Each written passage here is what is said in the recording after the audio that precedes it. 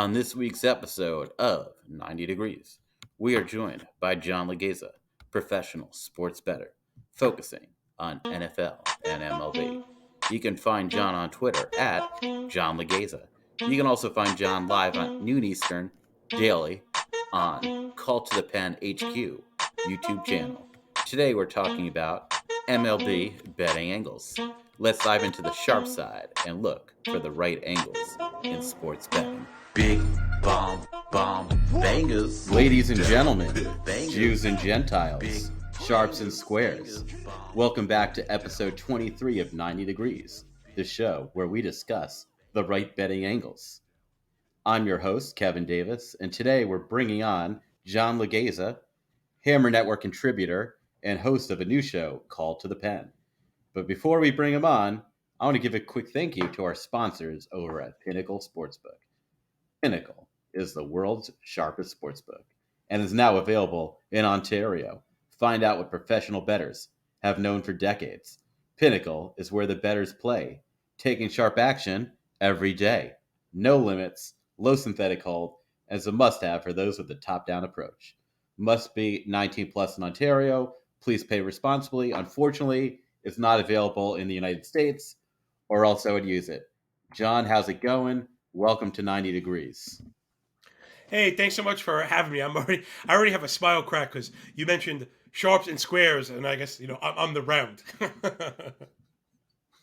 Yeah, I mean, I had a college radio show back in the day, and I always started with "Ladies and gentlemen, Jews and Gentiles." So I just took that intro and added it in sharps and squares for a sports betting show. Well, thanks so much for having me. I really do appreciate it. It's this cool, really great idea. There's so much betting content. It's like game focused analysis focused without maybe showing all these new people how to actually fish, right? How to actually use these tools and stuff. So I appreciate the work you're doing, and hopefully, we'll sharpen up some of those squares, right? Let's sharpen some edges. Yeah, I mean, everybody wants the fish, but they don't want to actually catch it. Yeah. So Yeah, and it's more than just. It's funny. It actually might be not a bad analogy because sometimes you got to sit there, and that's what people don't want to do. And sometimes you have to like spend money on bait, and sometimes you spend money on a pole that breaks, and no one wants to hear about that part either, right? The gas and the money it takes to take care of your boat, right? They just kind of want to eat the fish. They don't want to all the stuff that goes into it, right? And I think what I mean is not all fishermen make money, and not all bettors make money. And I think at least picking the winner feels like, gosh, as I get older, it feels like maybe the fourth or fifth most important part of the game. yeah, especially so much of the game is correlated to picking the winner. Now, you alluded to, types of tools and what can happen with them. Just to give some of our listeners a background, you're a baseball modeler yourself. What are some tools that you use that you don't create yourself to inform your analysis? Yeah, okay. Yeah, the stuff that I use, I am kind of known to be very statistically dense. I try and do my best to clean it up and make it digestible. But I think as we learn more and more about, I don't want to just say baseball, but generally it's like the ball in flight is how I've described it, right? With StatCast data, pitch spin and shape, not just velocity. The understanding that we have now is it's growing every day, and like to think I'm a part of kind of that buffer zone. So there are some things I use that I probably wouldn't recommend to a lot of people because one of the worst things you can do is misuse a tool, right? Get your hands on something new and not know how to use it. So I think for the people out there, if they were looking for something, it's probably Fangraphs. I think Fangraphs is the best buffer between like the really highly analytically driven stuff that you need to know how to use and just kind of stepping into it because there'll be stats that right? The really obvious stuff, all the batting average and stuff, but they do a great job of also incorporating it right next to more advanced stuff where you can time split it where a lot of generic stats don't allow you to do that. So I think it's probably the downloadable stuff at Fangraphs and being able to time split it. I think for baseball is maybe even football too, because I do a lot of football work. I think that's what's most important. Splitting data to clean it for injuries and whatever it is, roster rotations or whatever the case might be. Yeah, the rotations, come in handy for looking at how much rest certain starting pitchers have. Like if it's 6 days rest rather than 5 days. I mean, sorry, if it's 5 day rest rather than 4 day. Yo, absolutely, absolutely. And the same goes for teams traveling. There's just a lot of stuff. I was kind of alluding to, and it's almost the same thing, just going at it a little bit differently. Like in a player season, you can see a player season overall, and it's meh. Baseball, obviously I'm a baseball guy. We're in a groove right now. I'm thinking of Rafael Devers on the Boston Red Sox. He's obviously, he's objectively amazing at baseball. And he was off to like an MVP start for the first couple months. And I forget if he got hit by a pitch or ran into a wall. Maybe both in the same week, right? And sometimes this stuff happens. And it was also funny. Sometimes guys miss time and they made a glass. You can't rely on them. But if they get hit on the hand and then go play and they're not 100%, we're mad about that also. So sometimes you got to realize that guys play injured. And where I was going after that double injury, he wasn't any good. He had a really, really rough second half. It drags down the entire season, but now he's had an off season. And if you're trying to analyze a player like Rafael Devers, should you be looking at last year's muddied statistics or the player that looks like an MVP every time he gets in the box, right? That's what I meant, but it's really the same thing. 6 and 1/2. Well, isn't a lot of it, you don't know what injuries these players are playing through. Yeah, that's really another excellent point. We could probably turn that into not just an episode, you probably make that into a show. The lack of transparency in sport media, and I don't mean to knock it reporters. No one knows. Like you say, the teams are actively trying to hide it because they think there's an edge there. So they have reporters in their pocket that mislead us. They have people that don't know any better that mislead us. They put out false information that mislead us. Part of analysis, right, if you're going to be betting sports, is trying to cut through the noise, right, and get to the signal. I wouldn't say I'm perfect at it. I don't think anyone is. But enough times around the carousel, and I don't know, you get a feel for like, I'm just not buying it, right? There's a lot of coach speak. Players always think they're healthier than they are, right? Like that kind of thing. Yes, certainly. And, sometimes it's good, the certain teams that on a random day are just going to rest a couple of their really good players. Yeah, I know in basketball that seems to be really prevalent. I'm not really an NBA better at all. You see it in baseball, which is why, me doing my show at noon can make player specific bets so difficult. Because especially in baseball, where the opportunities are more regimented, right? See, what you're talking about, Kevin, is super sharp and absolutely applies to fluid games, hockey, basketball, where the game's just in play. There is no, you know what I mean? You know what I mean? Baseball is very unique in that there's a plate appearance. And if you lose that plate appearance, you have to wait your turn, right? You have to wait your turn. Unlike basketball, you can get it to the best player. Same for football, up to a certain extent, but still. So baseball, I think, might matter more than ever, right? But I think that's what, let me just put a bow in it. I think for baseball, it matters the most, the lineup, because even if he's playing, the spot in the lineup really could dictate that extra plate appearance. And let's say you're trying to get a base or 2 bases, you want to get up that last time. Trust me, you're gonna, even if you're me and you're old, you're staying up till 11:30 to watch that last PA. And John, let me tell you this: the batting order especially matters if you're betting first 3 or first 5 inning money lines or run lines, because those top of the order hits are going to get a larger percentage of the at bats than for the full game. Yep, that's a great point. And also, I like to go one further, because I am an F5 better, being careful with whip guys, because the extra on base, even if they don't give up the run, gets that turnover one more time. So we're really kind of circling over the same target. And that's something I do like to talk about when I bet F5 is you got to maximize who's there. You right, it works both ways. That's a really sharp point. Yes, certainly. And, luckily there's so many baseball nerds out there. I just went ahead and asked one of them. I forgot which one. I think it was Tango Tiger on Twitter. I'm just like, what percentage of at bats do spots 1 through 9 take up for the first 5 innings? And they just gave me the data. Yeah, well, he's fantastic on his own. Sometimes it can be a little dense, a little hard to, because he's like an objective genius. And if people aren't familiar, Tom Tango is Tango Tiger on Twitter, and he's one of the savant kind of masterminds. And you could, like Kevin said, you could kind of ask him anything you want, and he must be so organized or just have this incredible memory, because you could bring up almost anything and he will get you to the blog he wrote about it. Could be 10 years old, and in a snap, he's got it. He's got data, and he's very smart about it too, right? He doesn't always tell you this is what it is. it's understand that these are a range of outcomes, or this can maybe be misled here, but it is a good place to start your research. So I can tell you, Kevin, you're speaking to the right people because he's really smart, and we see it in fantasy also.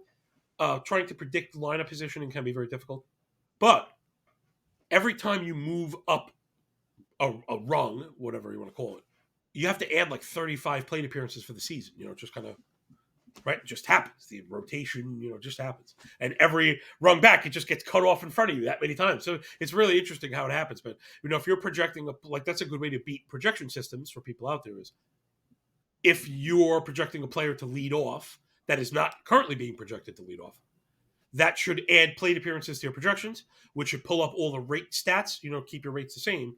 And without even needing to do your own projections. Like when I first started, Kev, I didn't want to do my own rate projections. How could I beat Steamer or Derek Hardy? You know what I mean? Like that's not possible. But one way to do it is to adjust the opportunities, right? And then adjust the rates. And it's a good pathway for beginners, like stuff you're talking about. I think that's really probably one of the best pathways is try and find the small places where the quants fail. I mean, it's not even just about the quants. It's about where, like, the sort of prop markets where there's sharp differences between the books. Like pitcher strikeout props continue to be a great area where most sports books will have it at 0.5 or whatever the number is, but a couple will put it at like 0.0, and then kind of thinking Oh, about where the you push could get by the the push, you're players. saying? Yeah. Oh, see that? You mentioned push. Now you're like, I'm like a nefarious cheapskate, and I was Or even if you get an extra strikeout. right. See, again, I can tell you're razor sharp because that's the kind of stuff not a lot of people's looking at. And if the extra strikeout is only 5 cents more. Yeah, that's something a lot of people are not necessarily looking at, comparing opportunities. Right? Sometimes it's on the very same board. Sometimes it's just as simple as looking left and looking right, using apps that allow you to kind of shop and stuff like that. Because most sports bettors will tell you the edges are kind of where you make your profit, right? It's just on the ends. And you and I could have the same exact plays, like the same book, let's say. And if we got different prices, I could end up profitable and you could end up in the red. Granted, it's never going to be too crazy, but it could be the difference between black and red ink, and that's what we're here for, right? Yeah, I mean, I think baseball betting of all the sports, I think teaches you the most discipline and patience. Because I know from Mm-hmm. modeling myself, most of the bets I tend to be on are underdogs. So most of my days are going to be losing days, and then my winning days I like do really well, and then I'm like have a slight profit on money lines. Uh, but you could just be sitting there and be like, "Wow, this team really does suck," but it was the good play. Yeah, where I've tried to find the middle ground. You and I, of course, are very simpatico here. Is the F5 run line and trying to cash on the tie, and that has really opened up some profitability for me, getting exposed to underdogs without really them needing to do too much. Right, keeping the expectations a bit lower. And sometimes you catch a good line. I got one yesterday. I actually lost the bet, but man, we were looking pretty sharp for like 95% of it. I had Diamondbacks against the Dodgers, right? So again, like you said, you're on the underdog, but I like Gallon over Arias, and it was close to even money, and we were getting spotted a run through 5 innings. Which baseball getting spotted a run for 15 outs is pretty advantageous, right? It's not nothing to start the game in the money in a race to 15 outs where anything can happen. And the Diamondbacks were actually up 2-0 going into the fifth. And ended up, of course, the Dodgers scored like 7. And that's what it is. And it goes to what you're saying. You just even with where you think you're near the up, you got to be ready for the downswing, and it's part of it. But all the risk is predetermined, so I don't let it upset me. I'm not into the hoot and the hollering. Of course, it was like a Will Smith inside out, like loop de loop single. Even he was like laughing about it on first base, and it is what it is. But you got to love that. That half run line. Really, I think is what I would like people to take away from it is, man, if you think you have a starting pitching edge, Or even the alternate run lines. yeah. Oh, really? Yeah. See, the pricing on those is always so wild that I don't know if I always get to those. But I guess that's another good place to get underdogs. Like if you think they're going to be ahead, certainly. I mean, that's part of why I actually like betting on Asian baseball leagues more, especially Taiwan. Is you have those humid days where you have the high run scoring games, and you can have a lopsided matchup, and the regular run line is 2.5, and maybe someone will have a 3.5 out there. And that, the World Baseball Classic too, that was a wet dream. I wasn't even modeling it, but basically every single underdog that was like plus 8.5 runs, I was taking, no questions asked. That's So, great, man. That's great. Right. That's great. I didn't even know that I was preparing for a regular season because I always get worried I'm going to get too sucked in. But man, I saw some people doing really well baseball classic. I was actually watching it. I enjoyed it, which is weird, you I know. mean, the only team that really couldn't cover those run lines, sadly, was Israel. Um, I'm part of the tribe, so I was rooting for them. They're not exactly a baseball country. Uh, Not yet. Yeah, well not yet at least, yeah. I mean, basketball's pretty big there, um, and of course, soccer. Uh, but yeah, I mean, just you have Nicaragua would always be a plus 9.5 run line, and the only way that bet would lose is if they lose because of the mercy rule. Right. And they have right, and there's major leaguers on a bunch of those teams also. Yeah, I mean, part of it you have to think is like, okay, especially if the regular run total is 11.5. So the run total is 11.5, and the run line is 9.5. So you can look for books to see they let you do a same game parlay where you do the under and the underdog run line, or vice versa. And then they still shade it, but they don't shade it enough. Wow. Talk about being versatile.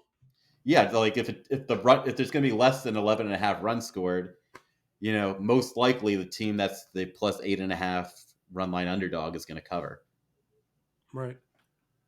Yeah, that's interesting. I had never seen those lines. Like, gosh, I'd probably just jump on a plus 8.5 blind in a baseball game.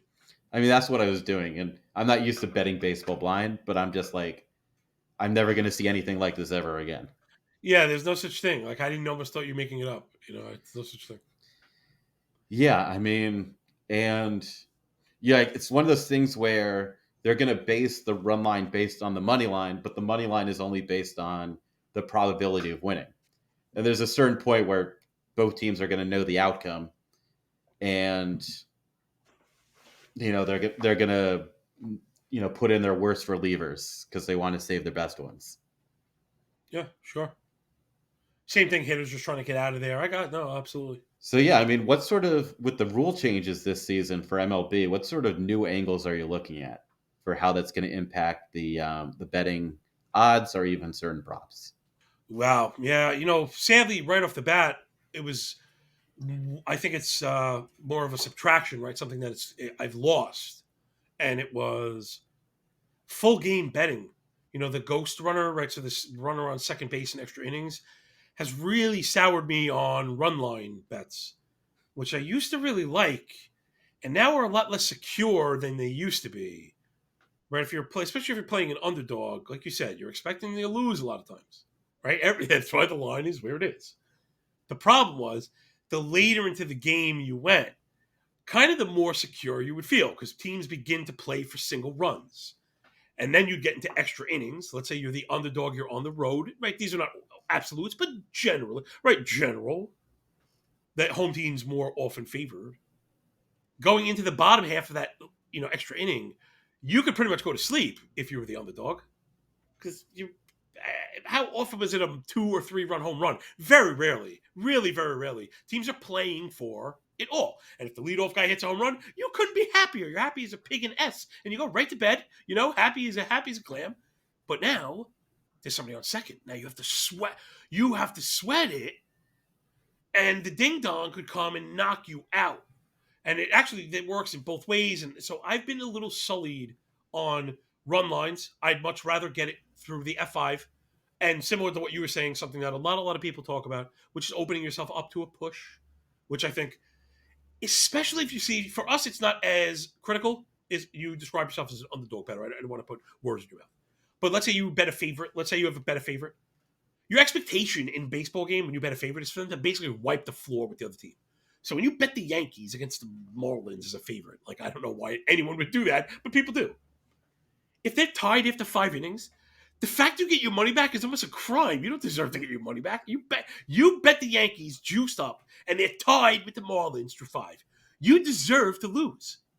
In fact, and again, everyone does it differently. I keep the money, but I kind of mark those as losses. To me, that's not right. You didn't have a good cap. You didn't have a good cap. If you pay juice for a favorite and you're tied for five, yes, you get your money back. Yes, it goes down as a tie, in the book, the black book. But that was not a solid cap. You kind of lost. So I have shifted. I've allowed the rules to dictate that, right? Really kind of solidify my game around F5s when it comes to game betting. Though I think maybe the flip side would be it probably really threatens full game unders and opens the door to full game overs a bit more. Right. So if I get a signal now, because again, you create a ping pong situation in extra innings, theoretically, where teams can score without any hits. I mean, that's whatever. It's just silly. Like a man on second is a bunt and a sac fly. You could have a 25-25 game that took 17 hours. So it's like stupid without any hit. I don't even know what that's supposed to do. I'm not sure what that proves. I don't even know. I don't really like the rule in particular. But so I would say that also. I wouldn't be playing full game unders and would probably be making sure I add a few percentage points of probability to all the full game overs. Because all of a sudden it could be 1-1 going to extras and you're not out. Yeah, I mean, I actually like the ghost runner rule for a health and safety standpoint that the games eventually end. I think for the playoffs you don't Yeah, have yeah, the oh, ghost sure. runner, Yeah, but for the regular correct. season, I think you need those games to eventually end so the relievers stay healthy because you don't want a situation where all your relievers are used up and a starting pitcher who can't really go the distance stays in too long. Yeah. Oh, I absolutely agree with you from a fan slash baseball slash gameplay everything else standpoint. Just under the particular betting lens, it affects probabilities. And if we're talking about probabilities being profitable on the edges, I don't want those edges shaved down. So once they're shaved down, I just kind of let it go. And again, it doesn't mean that you can't play these things. I know sometimes maybe I'm a bit too assertive in my delivery, but almost what you're saying is the discipline that it takes to bet baseball is not just like, oh, I'm this discipline monster. It's there's so many opportunities. You could be paid. Let it come to you, man. There's another like if you don't like any of the five games with the 5 zillion props now assigned to them, guess what? There's 15 games the day after that with 17 quadrillion opportunities, and the day after that, and the day after that, and the day after that, and the day after that. And if you want, you can stay up until 2:30 in the morning live betting the San Diego Padres to sleep for 6 hours and get up and bet the noon game. Like people just like. Yo, let the ball come to you, man. If you're really selective, I catch a lot of heat about this sometimes, Kev. Personally, I don't know how robust your tickets are. Sometimes I could be a bit conservative, I guess. Like, I don't know. If you want, you can bet 20 things, but I end up chopping down daily a lot of risk, and that doesn't end up moving the needle. So I'd rather be a bit more selective, and I get that a lot. Like one play or like 3 bets, and that's it. I'm like, yeah, that's it. That's what I love. That's what the model says, and tomorrow it might say 25. I don't know. I don't know. But it's yeah, I don't say I let it speak for me because you have to understand and digest your own work. But yeah, it just if the thing says 2, it's 2, and if it says 12, it's 12. Like it does a lot more math than I does. It's a lot better than I does. Yeah, hopefully, it's better at speaking English than I am too.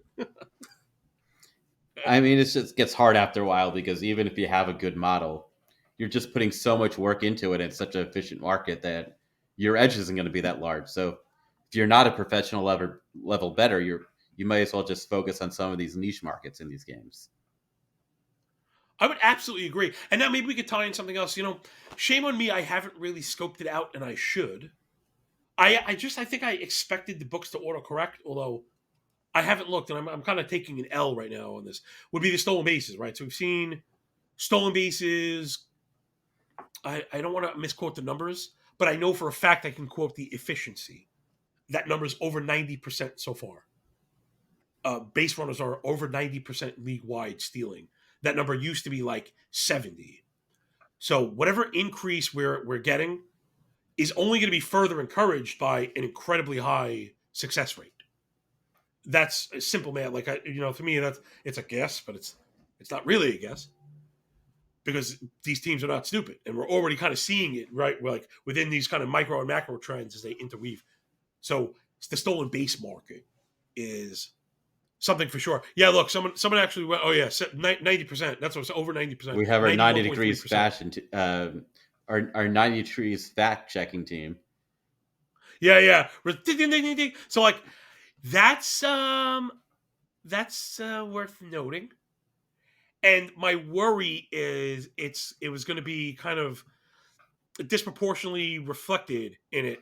I'm kind of looking at it right now as I was running my mouth, and I have to say, we should all be looking more closely at the stolen base market because just on a whim, like I'm just scanning right now. Ha-Sung Kim 6-1 to steal a base. I mean, that's pretty great. Corbin Carroll, who runs, is 3.5 to steal a base. I kind of like now. That's considered juiced up, right? 350, but that's still not too bad. The reason that's not good is because of the lineup placement, like we mentioned. If he was batting first, I actually don't think I'd mind Carroll at 350 to steal because I think his on base skills cover that percentage. But batting seventh, I'd be a little bit worried. But regardless, that was for like a burner. I mean, they're a guy. It's just, I think Colt Wong might steal a base. He's at plus 650. So they're actually playing a rookie pitcher today. Also, Hunter Gaddis is going for the guards. So like that might be, just again, you're talking about betting numbers and understanding probabilities and ranges.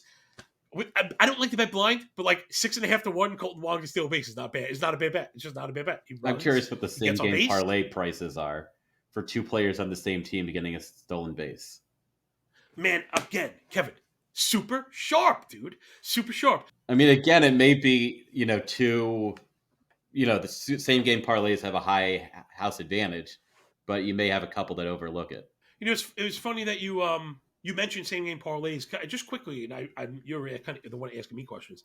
I have found again, I have soured on them because I don't like the I don't know, but the indiscriminate penalty. They're just like they do whatever they want. The calculator, like heaven forbid, you have your own calculator as next to their calculator. You don't want to play, and that's why the books push them. But that doesn't mean that you can't find edge. So I don't, it's not, like I said. Sometimes I guess I sound like I blanket brush things. So I'm not trying to discount SGPs, but would you say, Kevin, that you found value parlaying things? I always feel like they just punish the hell out of you. It's almost not worth it. But trust me, I have faith in it. If you tell me it's worth it, I would give it another look. Yeah, it's only like worth it if you're making your own numbers or if you can put a boost on it. But only the handful of times I found it worthwhile or getting a star player and getting all their alt unders in there and betting everything under just in case like they leave the game early or they have a bad day. Or like other things like the traditional total money line parlay where you say in your head, if this team wins, I think it's going to be a low scoring game. So I'm going to parlay the money line and the under. Right. Yeah, that's sharp. Yeah, see, that's actually really sharp because that would be, again, if I were like thinking through, I mentioned a written plan. If I were to install SGPs, again, just because I don't like something doesn't mean anything could fit into a responsible plan. If I were to work them into a plan, that would be like on the list, right? That would be part of the conditional rule set. Would be finding those kind of correlative plays that really do work together. Because I have found that, man, especially with baseball stuff, there's some correlation with scoring, but I just feel like the penalty is really rough. And in particular, if the play has a good price itself, I'd rather just play the plus. Like if it's plus odds in particular, I'd rather just go for that. I'd rather just play that. I mean, honestly, what I'd just do after the show is going StatHad on Baseball Reference and just see in games where there's one stolen base, what's the probability that another player on the same team attempts a stolen base? Is it the same on games where there's 0 stolen bases or etc. Just to see if the stolen base attempt probability goes up once one player attempts. I would assume yes. And again, I can't prove it, but I think I could quantify it. And it's something I was saying really all off season during doing fantasy stuff. That this is an analytical world. These teams are going by the stopwatch. And pitchers, though there is a pitch clock and it keeps some kind of general pace going, the windup is the windup. Some windups are slower than others. Some deliveries are just objectively slower than others. Like that, there's a fact, right? That's a fact. And teams that are better at highlighting and identifying that have these these formulas kind of figured out already, right? Delivery plus ball flight plus pop time plus ball flight minus path to run, right?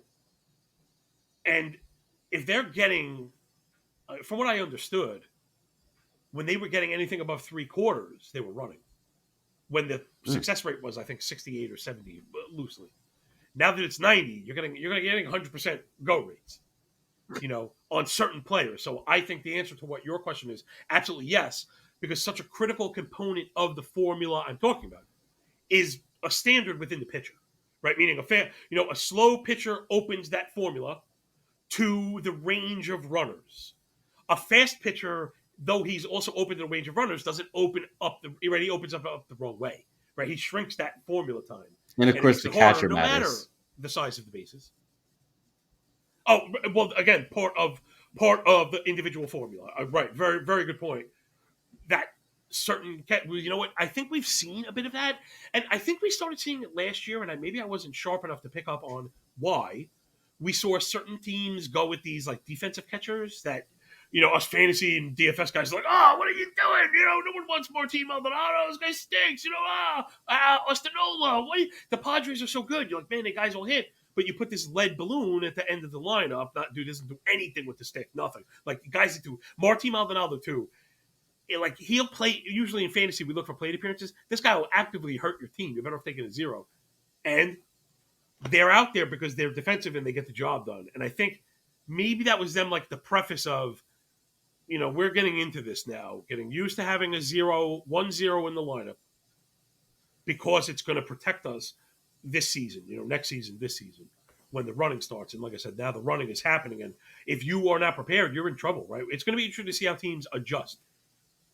I mean, when I look at the bevy of defensive stats out there, by far the most important position is catcher. The infield is important, but catcher is most important. So you can replace a strong offensive catcher with a mediocre offensive catcher, but the mediocre offensive catcher has a really good defense. It could basically be like the same impact on a team's win probability, especially if you have a Yeah. deep lineup. So you just Yeah. put that mediocre hitting catcher in the ninth spot in the lineup, so they're getting fewer plate appearances, and you won't get as damaged because the people that you move up in the lineup will still be at a high level. Yeah, I would agree. Again, that part of the game, for all like the geeky number stuff I do, the war stuff is not my wheelhouse. I kind of leave that to the older crowd to do the Hall of Fame stuff, right? War is not part of the money game yet, right? War is not part of fantasy. War is not part of DFS. War is not part of betting. So it's in my blind kind of spot. But yeah, if I knew if I were designing it, that would be the one position where you could quite literally be a zero and still be a Hall of Famer, right? You could be a zero offensively, providing you were the great defensive catcher that, in my mind, right, I'm trying to justify this argument, you could be a Hall of Famer because of the control, and it's particularly in this new age of suppressing the run. A friend of mine actually tweeted a really interesting video about Jared Kelnick, and it was kind of like about the butterfly effect, right? So it was Jared Kelnick hit this weak, nothing pulled ground ball, kind of what we expect him to do lately. As much as I like him, he does it a little bit too much. That would have normally went into the shift, but it didn't go into the shift, and because he's got wheels, he ended up on first. Effective the rule number one, man on first. And then because of the other rules, bases plus the pitch clock and everything else, he ended up stealing second. So almost to what you were asking before, the rules are really having an impact on offense.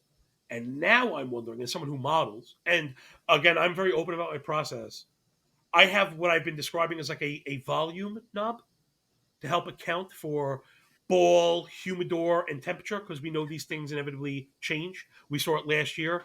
The ball, the way the ball traveled, and we can quantify it. Home run to fly ball rates, home run to power rates, home runs total were all down in the colder months. You can't use this. You can't use a constant if you know these things are changing.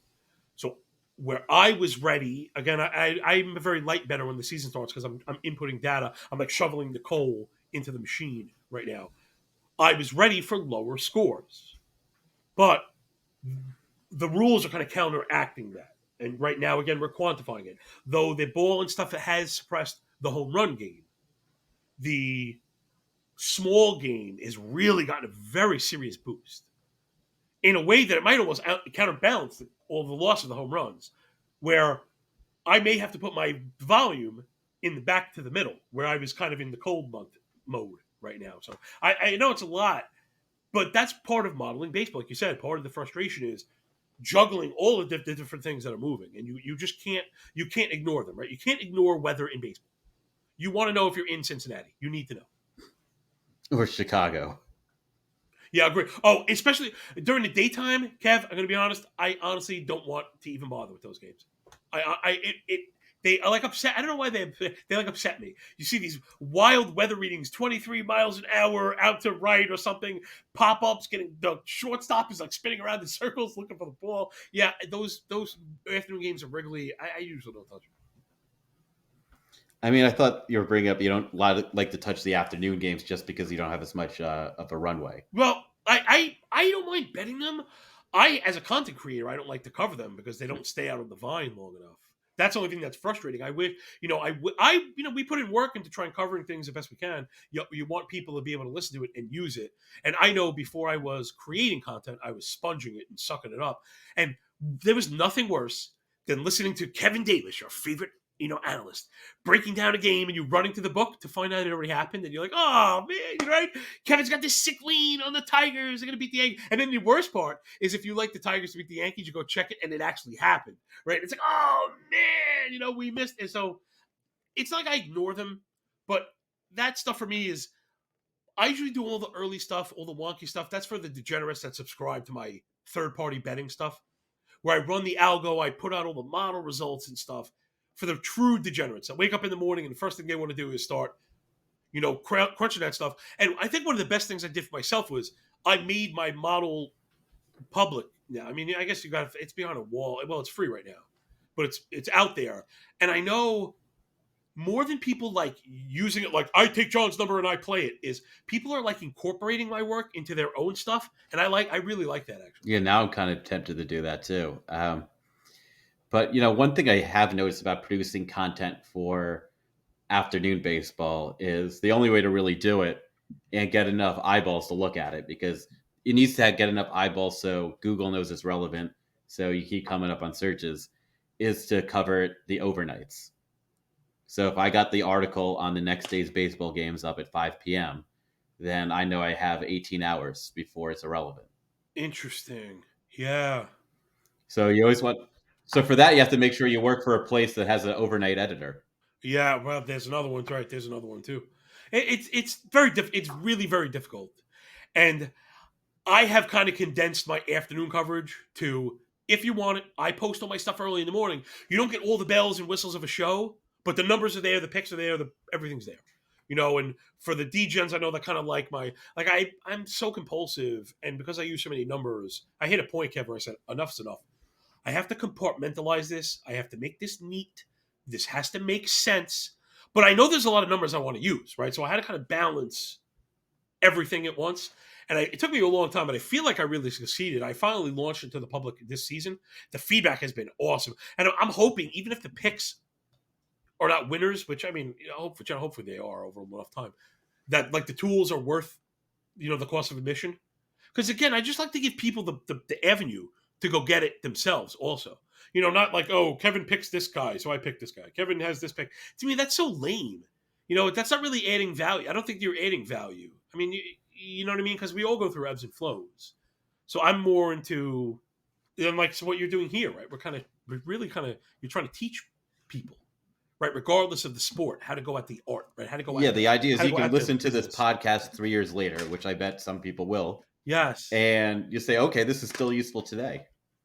Or if Yeah. we talk about something Yeah. that has changed, it'd be like, okay, well, back then they didn't know what was going to happen. Right. And right, we've talked some serious, theoreticals. Being malleable is the number one thing. And it's funny because that's another one is probably balance. Right? How do you balance rigid consistency with being malleable? It's like, they're almost opposed, right? They're almost contradicting theorem. It makes me think of, I think it was Bruce Lee, who, I mean, if you ever like listen to Bruce Lee stuff, he's so brilliant.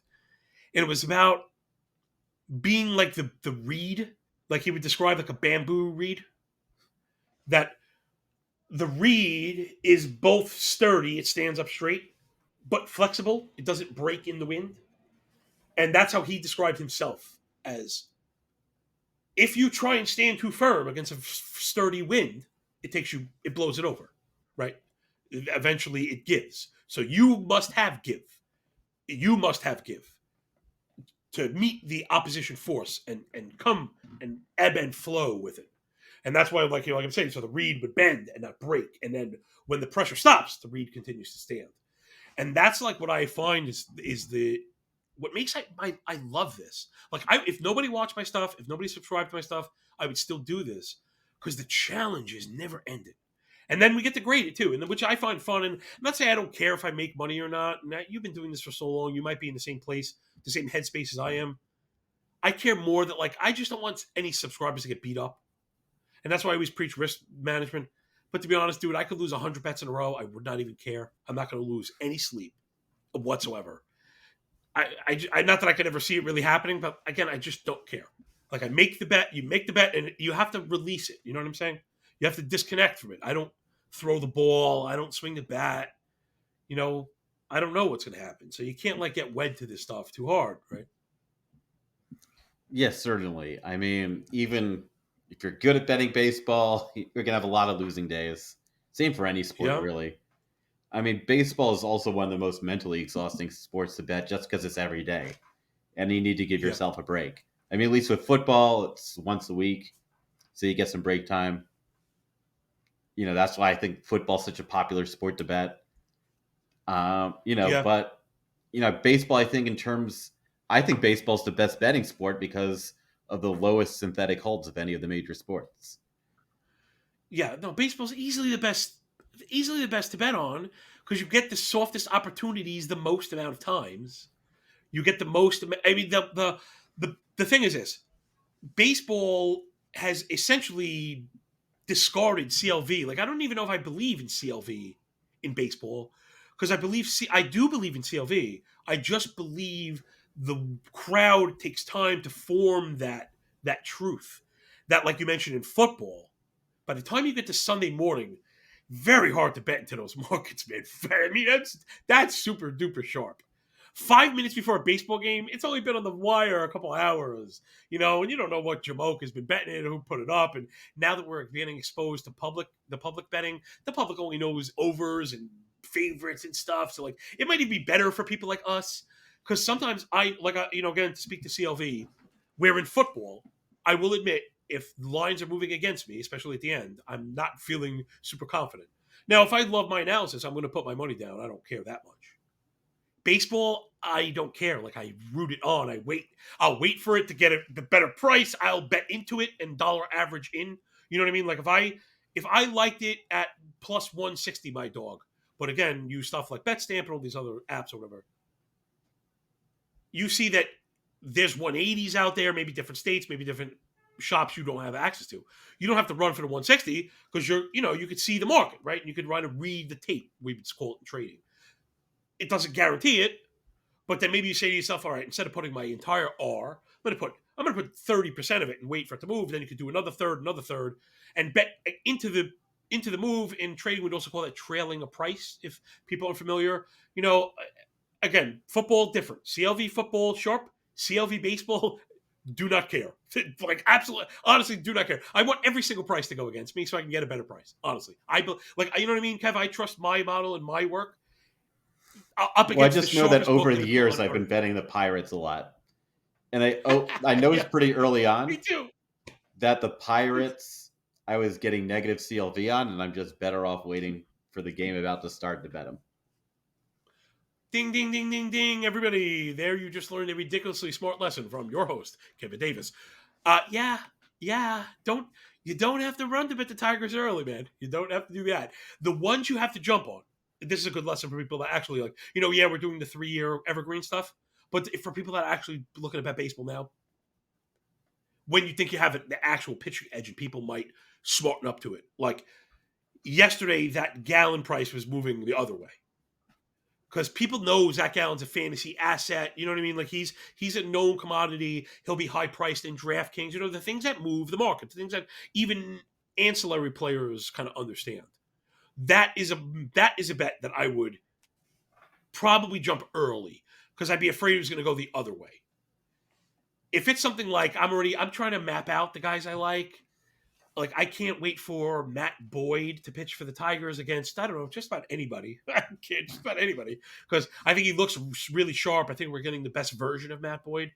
And until the public has figured that out, that the Tigers are a little bit better than we thought, and he's a little bit better than we thought, just remember, marginally better than we thought, we're going to get positive odds on to get that half run that I want. So that's like something that no one's going to want. You can wait till the very last minute. Pirates, Tigers, even the Nationals. Probably Josiah Gray. I like Josiah Gray a lot this year. I think he changed up some stuff that I like to see. And if the spring training was any indication, he is going to be like a lights out. Remember, he was part of the Max Scherzer deal. Like he was not like a throwaway piece. He's a centerpiece, touted prospect centerpiece. He just had a really rough rookie season, and now everyone is ready to dogpile him. And the Nats are terrible, which I get. But that's to your point of if you want to bet the Nationals, you could wait till 7:04 and you're going to get the very best price at 7:04. Right? Ignore CLV. Just ignore it. But if you want the Yankees, you want to do them early. Yeah, if you want to bet the Yankee, you know what? I'm never going to pay minus 200 anything. But, I have found using my model to identify, because I drew up an F5. The F5 model is really my bread and butter. And pairing it up against the first 5 team total lines has been really effective. We've done really, really well. Like, I'll give you an example. Just yesterday, my first call to the pen show, screaming. I launched my betting site too, screaming Toronto over first 5. I couldn't believe it was at 1.5 against Miles Michaelis. Like, the model was just, like, blowing smoke out of it. And they scored 4 runs in the first inning. Because I had Toronto to go over that team total. I had Toronto to go I even said this on the show. I had them going so far over their team total that they were going to cover the 3.5 game first 5 total. And they did just that all of the first inning. So sometimes that's where the edge is. You mentioned the Yankees. That's especially. The Yankees will get posted sometimes at 1.5, minus 110, minus 115. You got to jump that because by the time it hits like 9:30, 10 o'clock, that's minus 150. And I've noticed with those, they'd rather juice them than move the line to what you mentioned before, Mr. Sharp Davis, is they don't want to put the line at 2 because they don't want to eat the pushes. So they'd rather post like a minus 195, 1.5, and then like a plus 165, 2.5, and catch people trying to chase that. You know what I mean? Really getting juiced up, levered in each direction, rather than eat those pushes. So, yeah, to the Yankees, keep an eye on those run totals, man. I love them early. But after coffee time, forget that. No, I can't do it. Remember, it's the same bet, right? Part of me is tempted now to look at the bet stamp opening and closing line data, not just for money lines, but for run lines as well, to see which teams, close at a worse price than they open and which ones close at a better price. Now, you mean, and I'm assuming here, not to tell you like who's going to win, but this is to speak to the market behavior, right? Yeah, like who's the public? We're talking about public behavior, right? Like if I'm originating and I want to get the best price, and you mentioned how you're starting to believe less in closing line value for baseball, and I'm starting to feel that way too, because I just feel that there's certain teams that you're always going to get the best price at close, and there's other teams where you always get, not always, but frequently get the best price at start. Right. You know how I've described it? And again, a lot of these are trading terms. So if anybody thinks I'm particularly smart, I'm just kind of copying and pasting things that smarter people have told me. And it's the pendulum, right? So let's call CLV a pendulum, and the center point is the true mark. Is the FMV, fair market value. I almost botched one. Okay, so the thing with pendulums, which are really, really similar to market dynamics, is on their way to the center point, they do a lot of swinging, right, as the pendulum swings. The earliest swings of the pendulum are the most extreme. Those are your overcorrections. Or you can't start a pendulum from the middle. It won't move. They only start from the outsides. So the reason I say that is every pendulum move must mature. And that's why it's not to say baseball CLV would never matter. If, like football, the game was 5 days away and everybody was spending in every hour, waking hour, breaking it down and looking at lines and posting stuff on Twitter, then you'd get the same thing. Then CLV would absolutely matter more than anything. But the fact of the matter, it doesn't. The games are too plentiful. The games are too spread out, not only by distance, but by time. There are games that literally start 10 hours apart from each other within a day, and then are 14 hours apart from the next 15 game slate with a 10-hour disparity. Not to mention there's lack of popularity in certain pockets, some of the teams you're talking about. There just isn't enough money and interest on these to sharpen these lines. So it's almost like go get him. If you have a donkey out there and he happens to have fat pockets, he could swing a line because nobody's betting on the Pirates. And you might be like, oh no, the line went against me, when you shouldn't, Kev. You should be enthused that you're about to get a discount on your very good work, right? So there's not enough volume. There isn't enough time for the pendulum. So there's a couple of things I'm just applying to baseball. Again, I think it's right. I don't know if I can necessarily prove it, but that is my kind of back feeling on CLV for baseball. Not that I ignore it. I don't think it has enough time to mature. And if we had more time to mature, then I think it would matter a lot more than it does. Certainly. Now the show's coming to an end. What is the biggest lesson for new baseball bettors that you have? I got you. I got you. The best lesson that I have for new bettors is the best lesson that I got, as you guessed it, a new trader. And it's to put yourself through a combine. So for anybody beginning to, even you just want to take a whack at it. You think you'd be good at it. You enjoy it. Looks like fun. You want a secondary income. Regardless. That's why this matters. Regardless, before you put your hard-earned American dollars down, prove your own profitability. 30 days. Call it 30 days. Show profitability on paper, right? We would call it trading. We call it paper trading, not using live cash. Remember, you can track. I love when people they track. Oh, but what do you mean? No. You can't follow. Of course, you can follow it. You can do the math. That's one of the beauties of sports betting is you don't get beat up by overnight markets. One of the reasons I became a high level sports bettor after I lost 5 figures asleep. In having all this money. Oh, I'm up $100,000. I'm a stock traded mogul. Oh my goodness, my wife's gonna never leave me. And then you wake up and something happened in Asia and you lost 135K and you can't get out of it. Now when the bell rings, you're going to take all those stop losses well below your planned exit. So remember, sport betting can be greater than stock trading as far as leveraging and predicting these outcomes go. Now to the combine, pick the best price you could find, use a price finder, and write it down. Track it through 30 days, and guess what? If that ink is red by the time the 30th day is over, you start again. And if the ink is black, and I assure you it won't be 9 figures, which is for some reason what people think, as if they paper trade and demo trade for a month, they're going to somehow lose out on the $10 million they were going to make. They were going to make $10 million if only, that $200 they were going to put in an account. And that's the last point is run a combine, prove profitability, don't go live until you show profitability. And in the meantime, capitalize yourself. I think other than the discipline, although I guess risk management, this is also discipline too, is not properly capitalizing. People think, Kev, they're going to take $100 and bet it, and every night it's going to quadruple, and then, which is also funny, then they're going to go do stuff with it, right? So as if you were going to open up a store, people, and you were going to open up a trinket store, a widget store, I was going to sell blue shirts. And let's say you had a great first day selling blue shirts. You wouldn't go in the register and start buying lobsters. It's not how you make money in the business world. You compound it. You think about advertising, how you could get better, how you could grow, manpower, women power, you know what I mean? Growth, in the business, not partying. And that's the problem. The bettors who are already betting without having shown profitability, part one, don't have the proper capital to do it in the first place, right? So that's what I would suggest is know what the F you're doing, before you do it. Hang out with either Kevin or people like myself. I've been trying to weave this stuff into my baseball show. I try and weave some, the theory, man, because it really matters. Approach, process, and theory, having a strict kind of methodological approach really matters. It really matters. And it's what took me to the professional level, right? Because I mean, that's another thing. I don't want people to think that it's all winning because I've blown up accounts that would make your freaking head spin. I swear.